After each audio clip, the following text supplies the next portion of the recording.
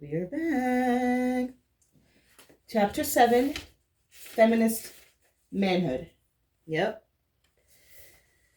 All right. Yeah, so the basic overview for this chapter is how patriarchal manhood versus feminist manhood, patriarchal manhood, patriarchal masculinity, it does not work out for anybody. Yeah. Man, woman, or children. So Miss Bell Hooks proposes men to integrate into feminism, like, yeah, or men to start thinking about deconstructing patriarchy and, them getting introduced into feminism as a way of dismantling the patriarchy. Yeah, and she talked about how when feminist movement were at its highest, a lot of people gave voice to the male hating feminists, and that overtook the movement. So now men are opposed to feminism because they feel like women just hate them. Yeah.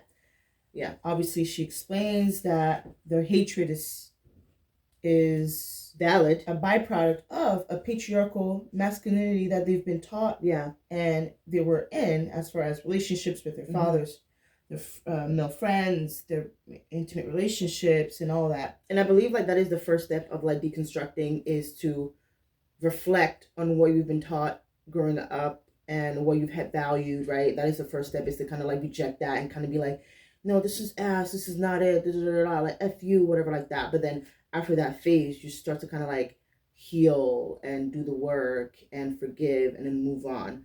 But Bell Hooks basically talks about how those feminists were the backbone at the time when the movement was at its freshness and was at its peak too. Yeah. So now she basically proposes the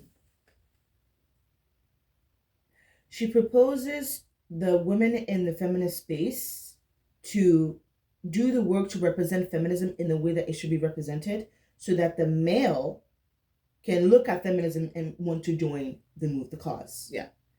And I'm just like, again, she's still putting the burden on the women to do the work, so that it can look attractive to the men to want to join in. Yeah. But it's like, if the men don't want to, they're not going to. And women have always been doing the work at deconstructing, the patriarchy, because, they were the first slave, right? Yeah. So, but men, in terms of them deconstructing, well, they benefit from patriarchy, so what are they really going to deconstruct, right? If they benefit. But women, they don't benefit at all. Okay, maybe not black women don't benefit, maybe white women benefit, but yeah, even that, how much are you willing to benefit anyway, right? Because at the end of the day, it is a very sexist and a very gendered ideology, right? So yeah. So basically, she starts off the chapter with this. She says, say that you are a feminist to most men, and automatically you are seen as the enemy. You risk being seen as a man-hating woman. Most young women fear that if they call themselves feminists, they will lose male favor. They will not be loved by men. Popular opinion about the impact of feminist movement on men's lives is that feminism hurts men. Conservative anti-feminist women and men insist that feminism is destroying their family life. They argue that working women leave household bereft of homemakers and children without a mother's care. Yet, they constantly ignore the degree to which consumer capitalist culture, not feminism, pushed women into the workforce and keep them there.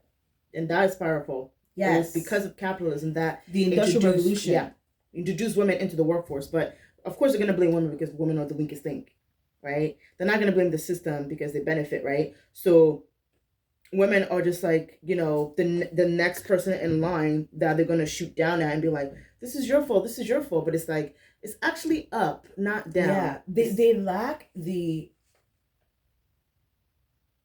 context clues. When you're reading a book, and you lack comprehension, right? So you're trying to comprehend what you just read, and with comprehension comes context clues. So What is it about the character, the mood, the setting, the tone of the author, all of that, the history of the author? Why did the author write this book? Yeah. Those are all context clues to comprehend the story and the storyline of the characters. Men lack that. Men lack that. They lacked comprehension. They lacked context clues. Because how are you going to blame feminism for what consumer capitalistic post-industrialistic culture provided and created, so that there's a huge gap, there's a huge chasm for workers in the workplace? That doesn't make any sense. So she goes on and talked about how, quote, well, this is what she says. She says, yet when men who knew nothing about feminism claimed that feminists were men hating, there was no response from the non-feminist world saying that they are being too extreme. No feminists have murdered and raped men. Feminists have not been jailed day after day for their violence against men. No feminists have been accused of ongoing sexual abuse of girl children, including creating a world of child pornography featuring little girls. Yet these are some of the acts of men that led some feminist women to identifying men as women hating. Wow. So you claim that we are men hating because we have been in the workforce that consumer capitalism has introduced, right? Which is false, right? But okay, we'll give you that. But this is your rap sheet. Yeah, your term. So when women say we hate men, we have a whole rap sheet of legitimate reasons, of legitimate, actual, factual reasons History across too. borders that say, hey, this is why we hate y'all. But when men hate us, it will always resort back to misogyny, patriarchy, and just flat out sexism. Because there's no basis, because the only basis to which you hate women is because of their gender. That's it. Yeah. But we hate y'all because you murder, you rape, you are violent against men, women, and children, and you perpetuate the same violence to young girls by creating a world where pornography is prevalent, where there's no protection. There's no repercussion for those that break the law when it comes to child violence, when it comes to exploitation. Yeah, that's why we hate y'all. And this is what Bell Hooks says. Exactly. So the basis of where like men hate women versus women hate men, it's not the same thing. It's not. It's not even on the same like wavelength. This is why I don't believe in misandry. Yeah, I don't believe in misandry. Who came up with that? So for those of you who don't know, misandry is when women hate men on the basis of their sex. There's no such thing. Yeah. There's no such thing as misandry. And this is a bold statement, but I feel like I can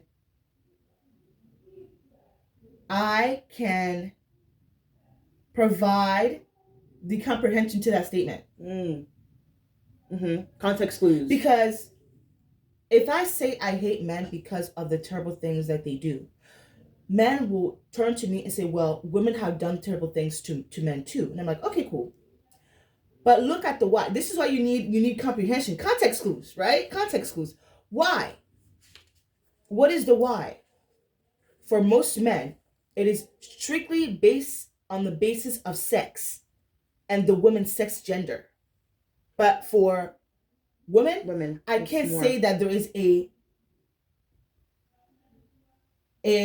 index and bibliography of evidence that showcase that. If there is, and I'm ignorant of that fact, let me know. Clock me. Clock my tea. Let me know. Provide me with the information so I can read upon it and educate myself. But for now, right now, in 2025, yeah, no, that's not it.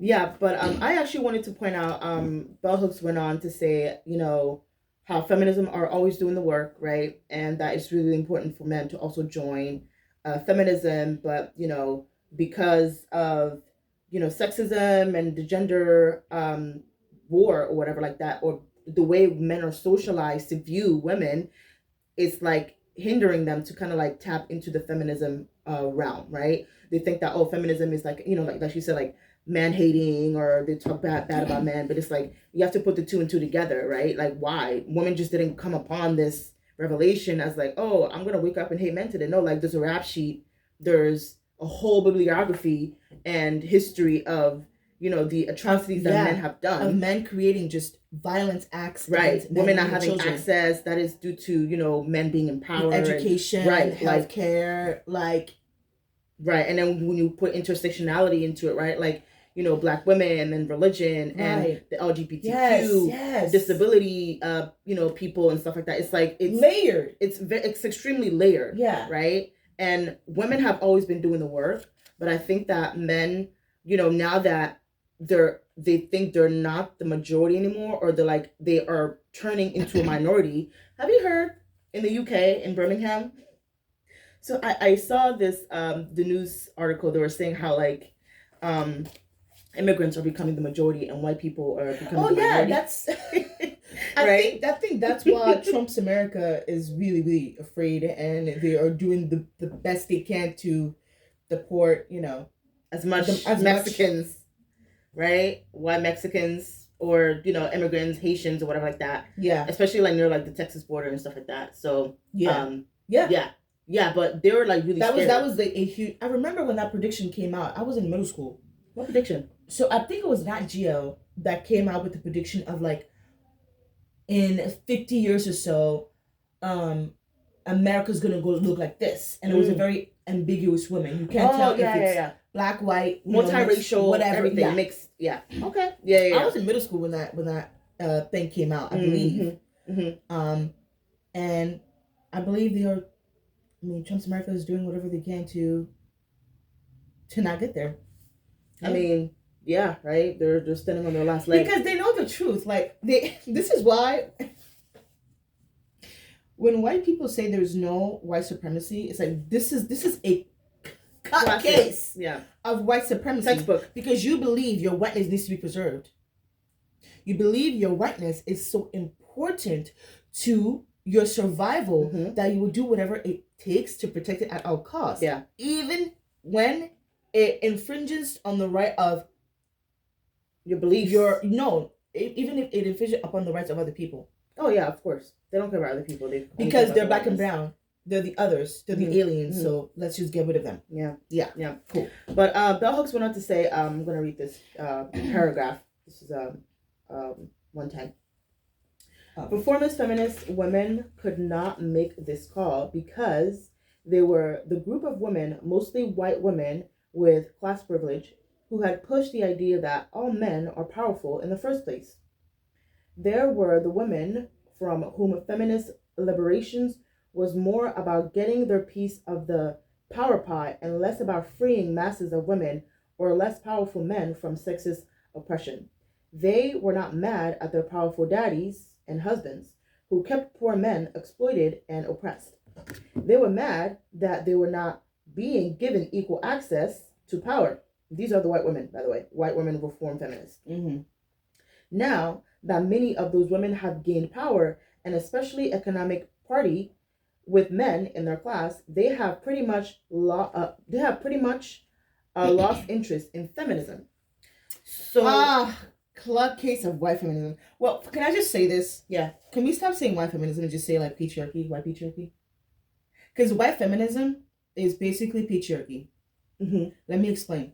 But I think like they're looking at it from the women's side, not like from the male gaze, but like the woman gaze, how white women, participate in the patriarchy, right? Because the patriarchy is from the men's point of view. So I think white feminism is like you said, it is patriarchy, but it's on the white women point of view. Yeah, it's just, white feminism is just white women patriarchy. Okay. Because this is why even I have always had beef. I'm vegan, by the way. I don't like beef. I don't partake in beef. What, you're not vegan? I'm saying like I don't like beef. Oh, yeah. You're double speaking. Okay. Right, yeah. So You know, when first wave feminism came around, it was basically the right to vote, right? But then it was white women that were granted the right to vote. Then it was black men first, right?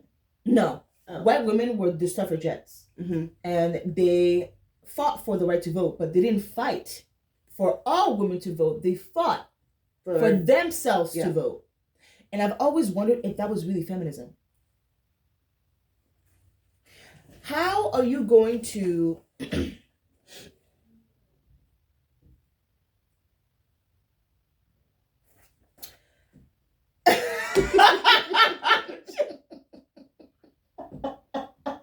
Are we praying right now? Like, what are we doing? I'm trying to gather my thoughts. You do this all the time. No, stop. Okay. I'm just trying to gather my thoughts because I'm trying to say something. How can you claim to be a feminist, but at the same time exclude a whole section of other people? Because they never saw them as human beings to begin with. Right. They were less than. Exactly. Right? So you want the right to vote so that you can exercise the same power that your white male husband exercise. Yeah. Not because of feminism itself. Not because of revolutionary, radicalism itself. You just want to share the same power that your daddy, your husband, boyfriend, your brother share. And I'm gonna have to bring it back to what you just read. That where is it? Yeah. That they were mad at their powerful daddies and husbands who kept poor men exploited and oppressed. They were mad that they were not being given equal access to power. Now that many of those women have gained power, and especially economic parity with the men of their class, they have pretty much lost interest in feminism. So it was never about feminism. It was about power. It was just about power to white women. Exactly. Yeah. Exactly. Mm-hmm. Which is why these white feminists, I believe that black women are the ones that are the true feminists. Clocking it. Yeah. Clocking it. Black African American women. Yeah. We'll just start there. Yeah. Because we're not American. We are immigrants. Africans. Yeah. We're Togolese. So, and I also Black American women. Yeah. Yeah. And I also want to talk more about, I guess, when the channel moves on, like as we read, I want to also read about African feminist women literature too. Oh yeah, absolutely. So that's really important to us too. But like, let's just go back. Yeah. So you just want power, power, and you know that a vote can get you there. Yeah. It makes no sense. Well, it actually makes perfect sense. Well, it makes perfect sense for them, but like with feminism itself, it doesn't make sense. I mean, because even while you still have power with these males, you're still under them because of your sex. Yeah. So you were never equal. You were never equal. You think that having some economic gain is going to equal out the playing field? No. And bell hooks basically clocked that too. Because she says, as interested. What? Jesus.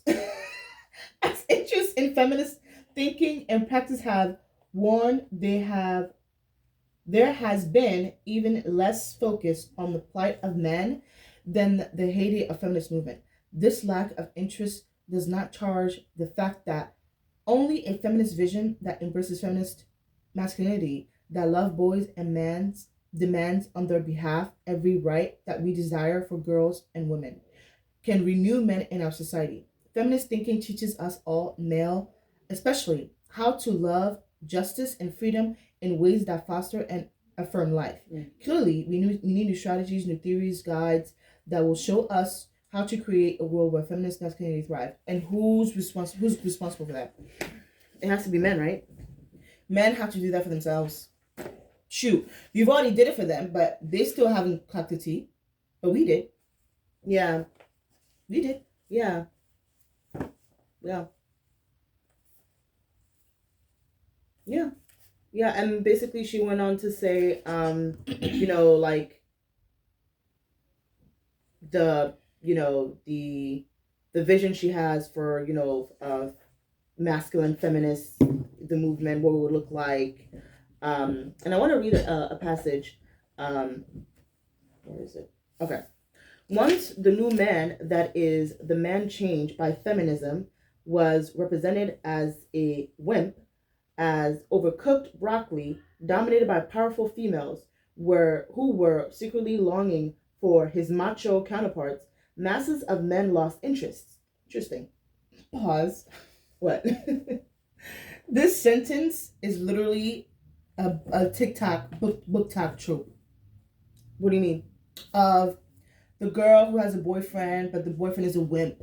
Oh. He's like an overcooked broccoli, and then the girl sees a powerful, macho, patriarchal man, and she falls head over heels in love with him.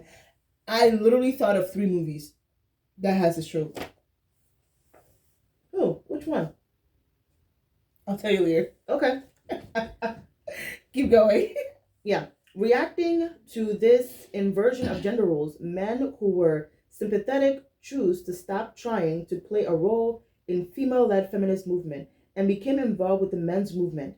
Positively, the men's movement empathized the need for men to get in touch with their feelings, to talk with other men. Negatively, the men's movement continued to promote patriarchy by a tactic intended that in order to be fully self-actualized, men needs to separate from women. The idea that men needed to separate from women to find their true selves just seemed like the old patriarchal message dressed up in a new package. First of all, go ahead. I actually do think that men need to separate from women in order to be self-actualized. Because the journey to become self-actualized is a self-journey, in my opinion. Right?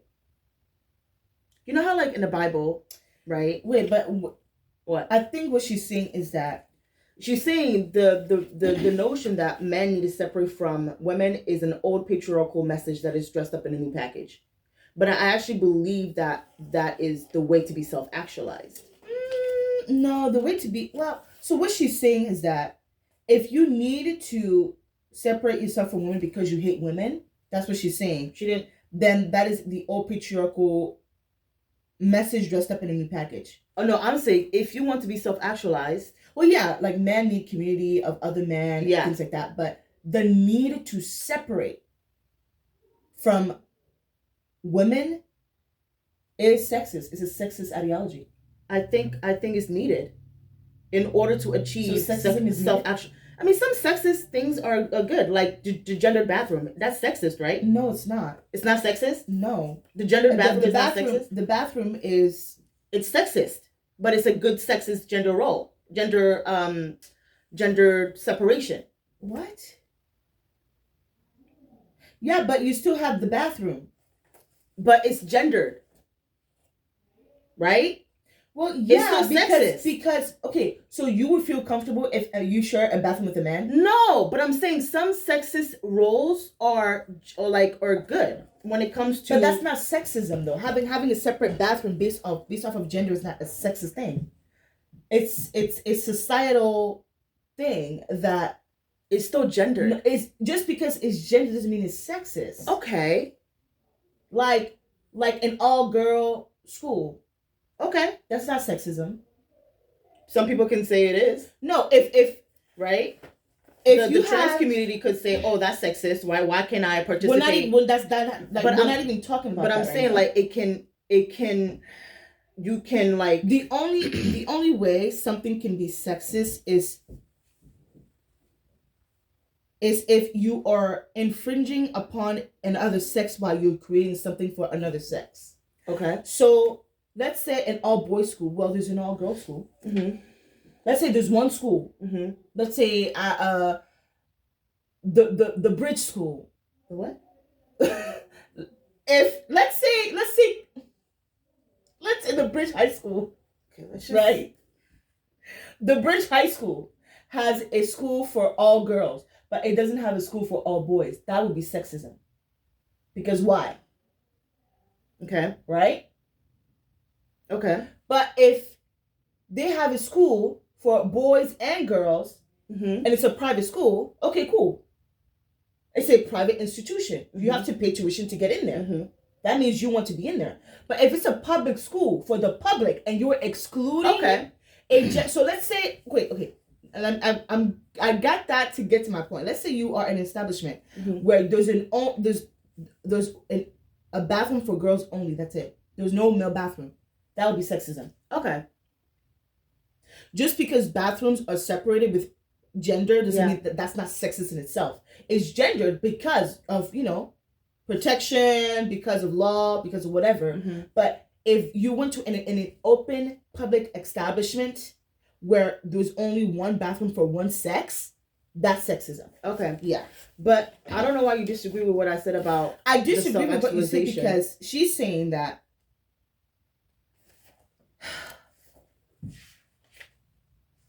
Bell Hooks, I feel like, is saying these male movements basically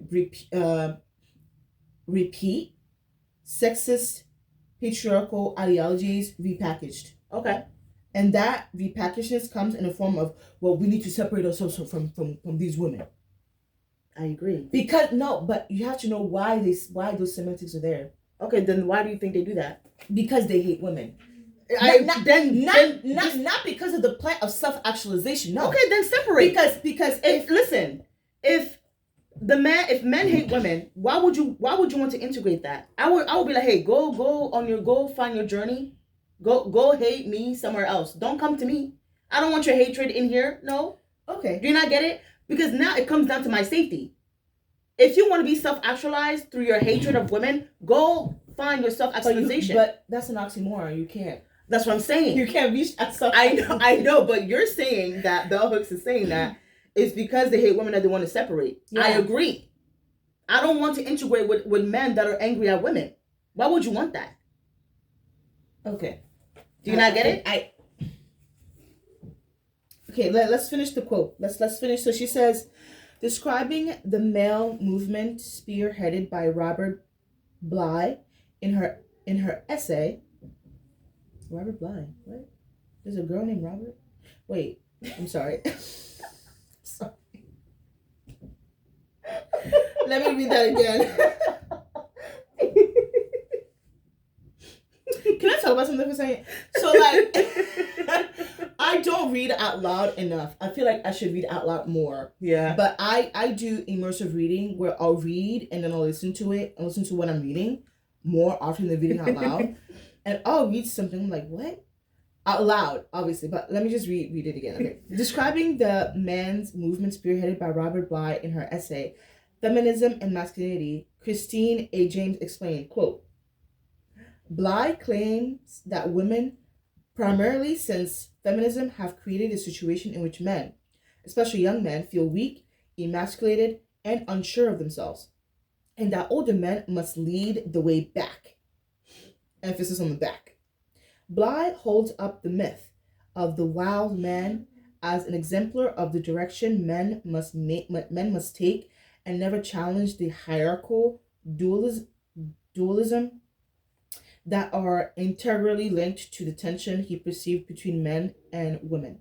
Arguably, the notion of the wild man merely reinforces cliché about real masculinity, instead of trying to foster a new relationship between men and women, as well as masculinity and femininity.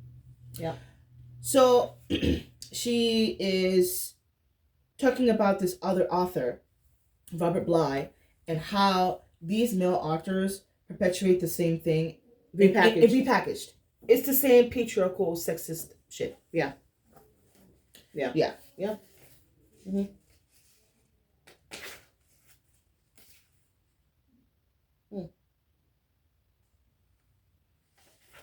What else? Do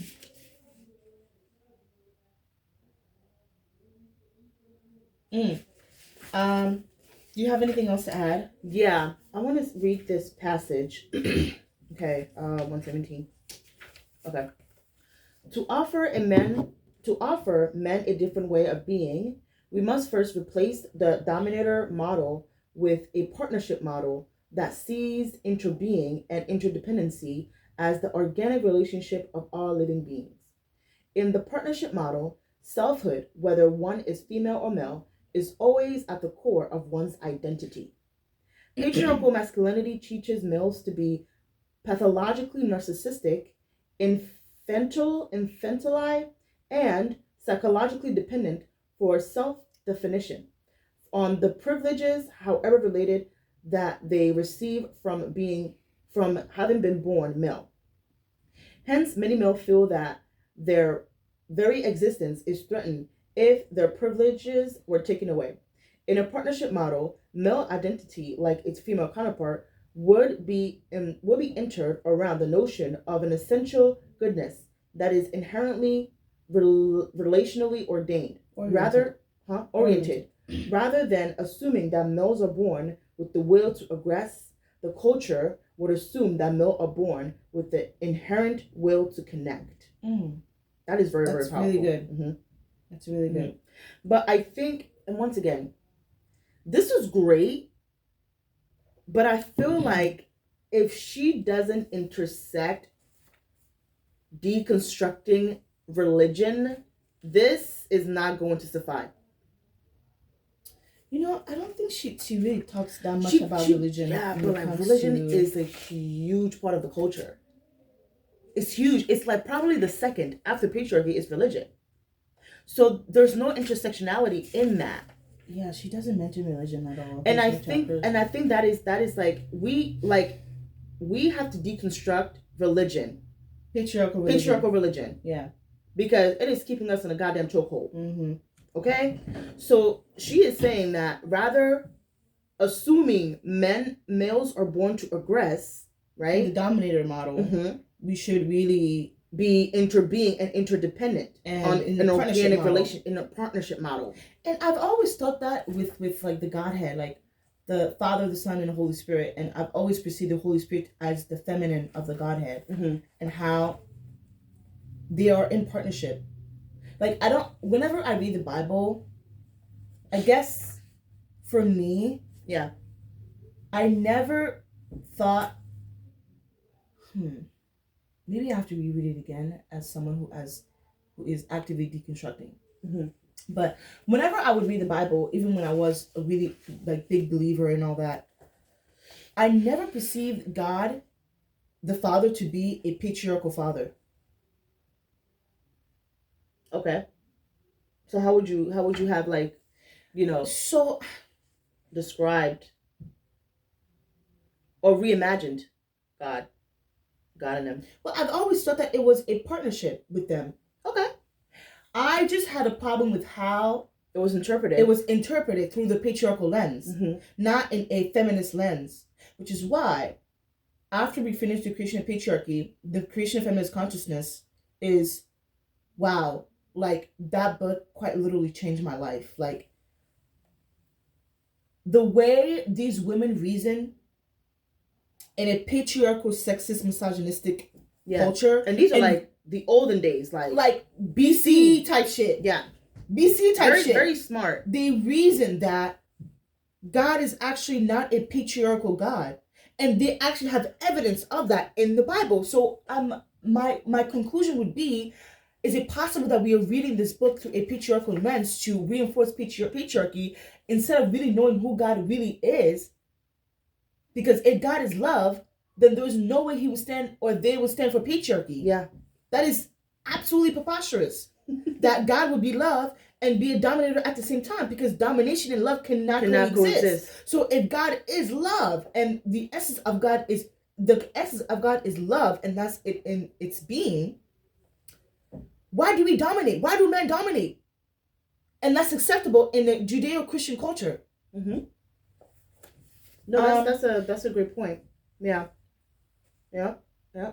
And so she basically went on to talk about, the intersectionality of like homosexuality and, how white male homosexual play into the patriarchy as well, right? How you have to like have, a top and bottom, and how that is a very sexist, patriarchal way of looking at a relationship, right? So she mentioned this author, Olga Silverstein. So I'm just going to say this part. So Olga Silverstein rightly says that, quote, what the world needs now is a different kind of man, end quote. She poses that we need a good man, but this binary category automatically invests in a dominator model of either or. What the world needs now is liberated men who have the qualities Silverstein cited, men who are empathic and strong, autonomous and connected, responsible to self, to family and friends, and to society, and capable of understanding how these responsibilities are ultimately inseparable. Men need feminist thinking. It it is the theory that supports their spiritual evolution and the shift away from patriarchal model. Patriarchy is destroying the well-being of men, taking their lives daily. So basically, Silverson is saying that, what is considered. So she's saying that a good man is a very binary category, right? But then Bell Hooks came in and said that instead of wanting a good man, we should strive to have a liberated man.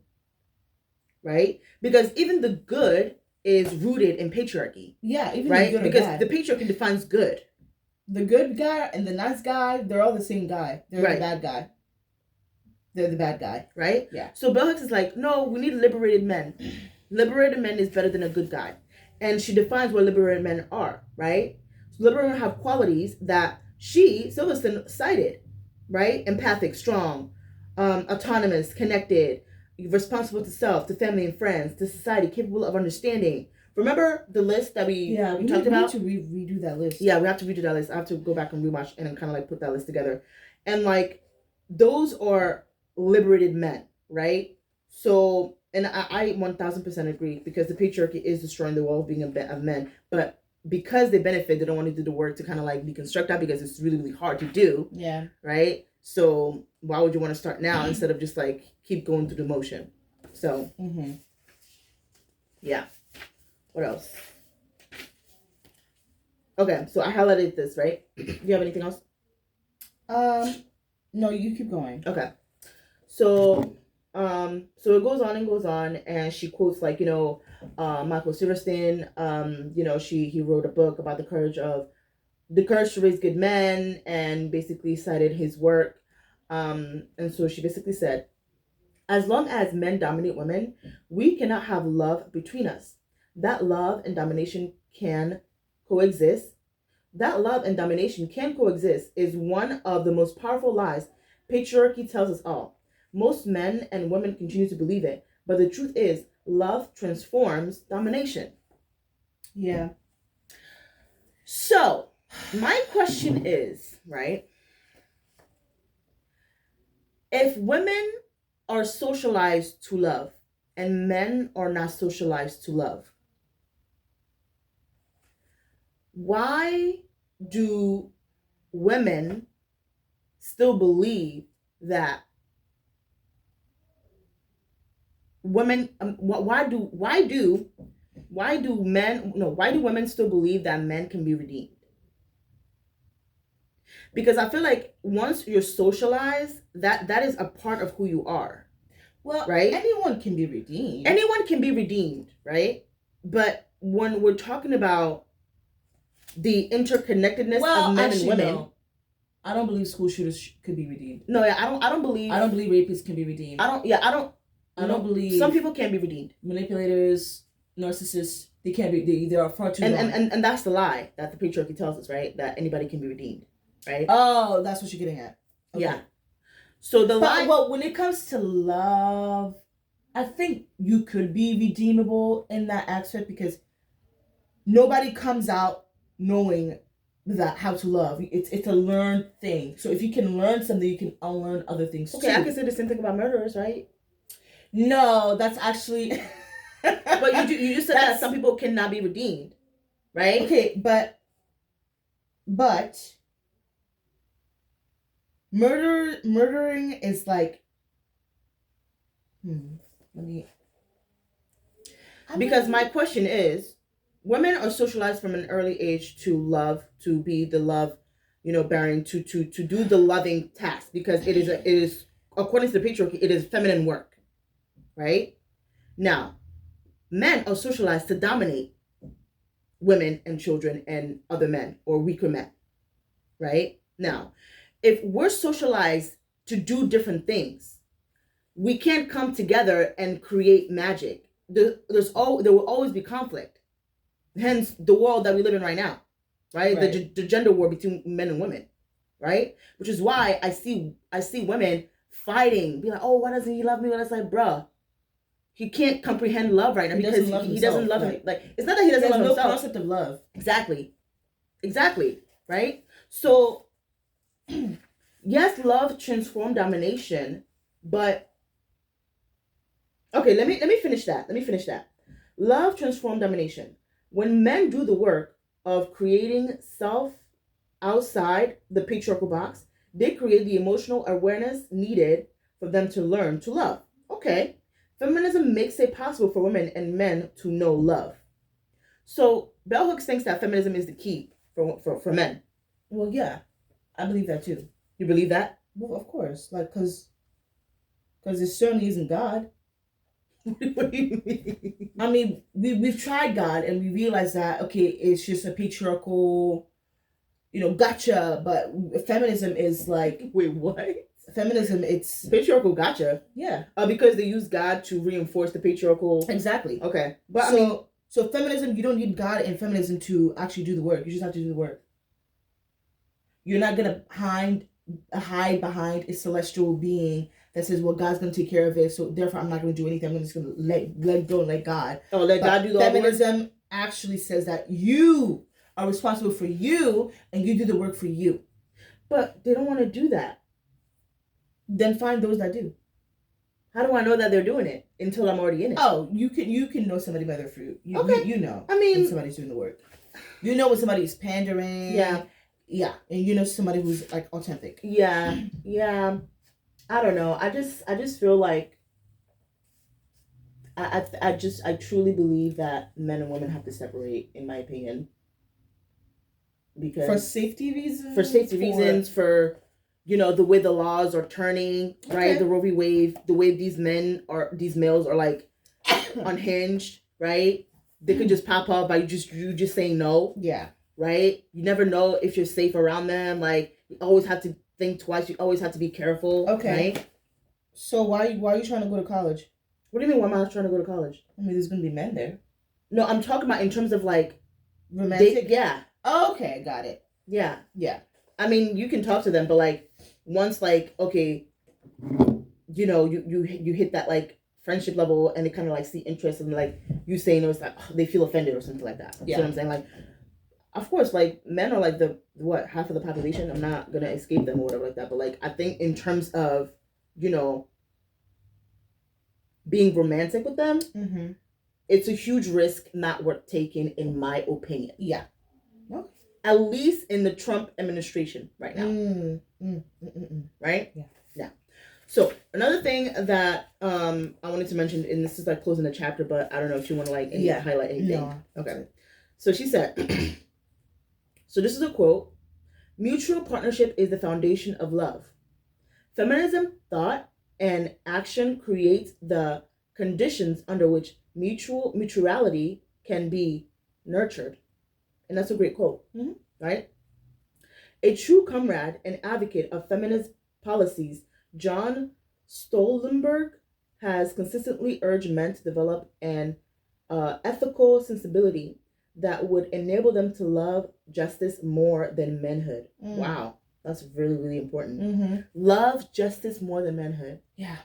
What does that even look like? It looks like being empathetic. It looks like empathy. Love justice more than manhood. Yeah. Wow. Yeah. That's really, really good. In his essay, Healing from Manhood, he shared that loving justice more than manhood is not only a worthy pursuit, it is the future. End quote. As Stoltenberg explained, choosing loyalty to manhood over selfhood leads inevitably to injustice. Choosing loyalty to manhood over selfhood leads inevitably to injustice. So what is choosing? What is manhood and selfhood? Manhood, I think manhood is based on what the patriarchy provides as what you need to do in order to achieve manhood, right? You need to sleep with women. You need to have a lot of money. You need to be dominant. You need to have all these things in order to become a man. Yeah. But Stoltenberg is saying you need to achieve selfhood. Look inward. Yeah. Look inward. Remember how from Bell Hooks in the previous chapter she talked about selfhood and how the boy needs to go back into being itself instead of like achieving the patriarchal manhood. Yeah. I think this is what Stoltenberg is saying. Got it. Yeah. Okay. Right? So manhood is more like gender based, and selfhood is more person based, like your humanness. Yeah. Okay. Yeah. Okay.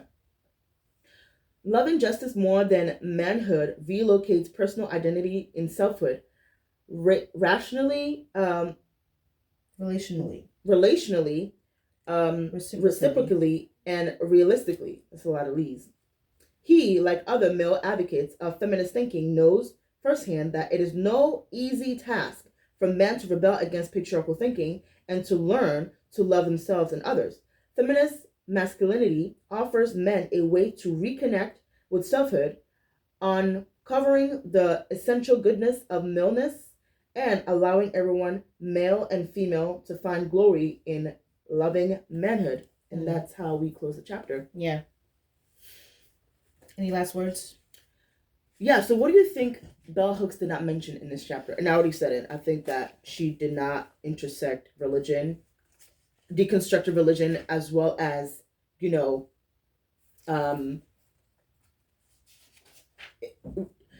did not introduce religion in the sense of deconstructing the patriarchy. Yeah, right? Yeah.